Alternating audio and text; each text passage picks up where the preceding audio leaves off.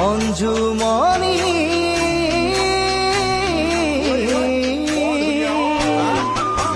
লুইতৰ চাপৰি বালিয়া বগৰী আনিছিলো তোমালৈ ৰুমালতে বান্ধি খাইছিলো একেলগে বহি বহাগৰ পদূলি